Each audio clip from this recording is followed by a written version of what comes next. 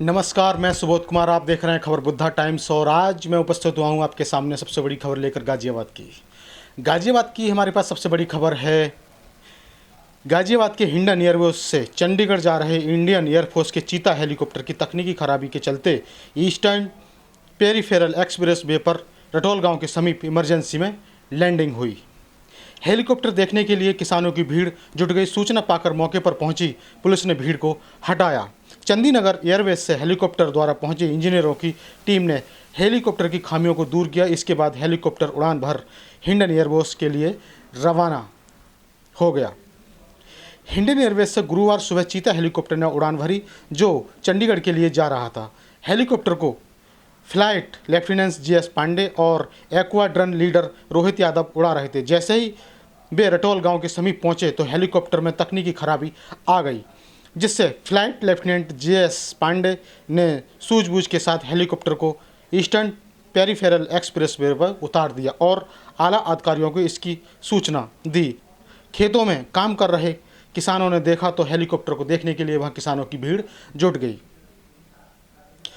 रटोल police चौकी in charge Ashok Kumar ने मौके पर पहुंच भीड़ को हटाया, जिसके बाद हिंडन एयरवेज गाजियाबाद से दूर सरा हेलीकॉप्टर इंजीनियरों की टीम के साथ एक्सप्रेस वे पर उतरा और हेलीकॉप्टर की तकनीकी खराबी को ठीक किया, जिसके बाद हेलीकॉप्टर वापस उड़ान भरकर हिंडन एयरवेज के लिए रवाना हो गया। हमारे पास सबसे बड़ी खबर है नीति आयोग से। नीति आयोग के उपाध्यक्ष राजीव कुमार और उसके सदस्यों ने कोरोना वायरस महामारी को देखते हुए 1 साल तक वेतन 30% कम लेने का फैसला लिया है।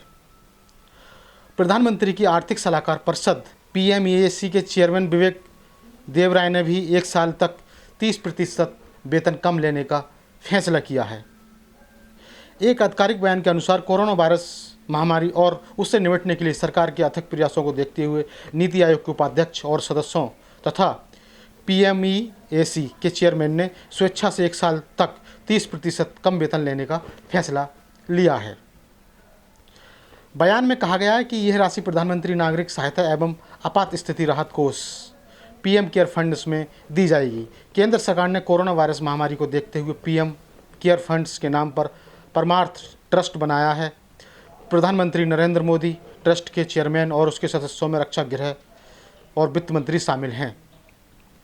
बता दें, इससे पहले मोदी सरकार प्रधानमंत्री समेत सभी कैबिनेट मंत्रियों और सांसदों की सैलरी में 30% की कटौती करने का फैसला ले चुकी है और यह कटौती 1 साल तक रहेगी।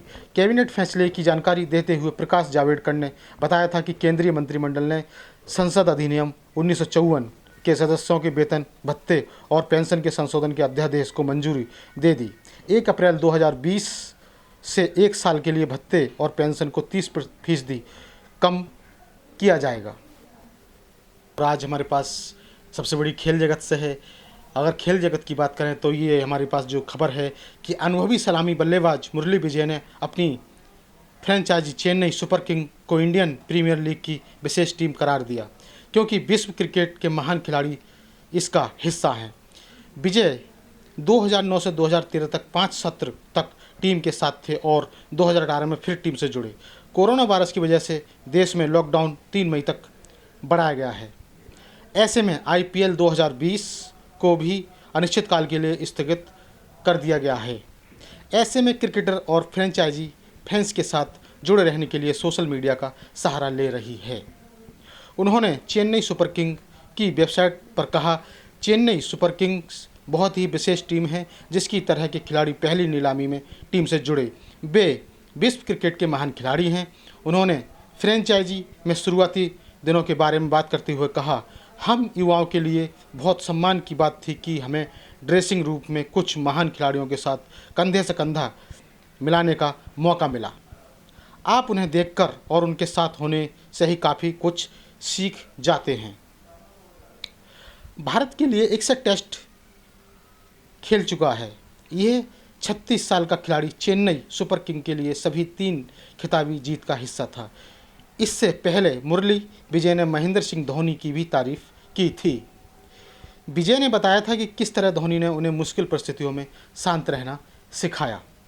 बता दें कि भारत में कोरोना वायरस के मामलों में आज कमी देखने को मिली है। देश भर में पिछले 24 घंटे में 447 नए मामले सामने आए हैं। वहीं 22 मौतें दर्ज की गई हैं, जिसके बाद कोरोना वायरस की मरीजों की संख्या 12,000 पार कर गई है। स्वास्थ्य मंत्रालय के आंकड़ों के मुताबिक देश में कोरोना वायरस से संक्रमितों की संख्या 12,380 हो गई है। वहीं मृतकों का आंकड़ा भी 414 पहुंच चुका है। इससे पहले बुधवार को देश में संक्रमण के 1,000 से ज़्यादा मामले सामने आए थे। कोरोना वायरस के खतरे को देखते हुए लॉकडाउन का दूसरा चरण देश में लागू है। और आज हमारे पास सबसे बड़ी खबर है यूपी से, यूपी के आगरा से। उत्तर प्रदेश के आगरा शहर में कोरोना वायरस काफ़ी तेज़ी से बढ़ रहा है। गुरुवार सुबह प्रदेश के 21 और मरीज कोरोना वायरस पॉजिटिव पाए गए हैं। वहीं आगरा के AMN मेडिकल कॉलेज में एक कोरोना पॉजिटिव मरीज की मौत हो गई।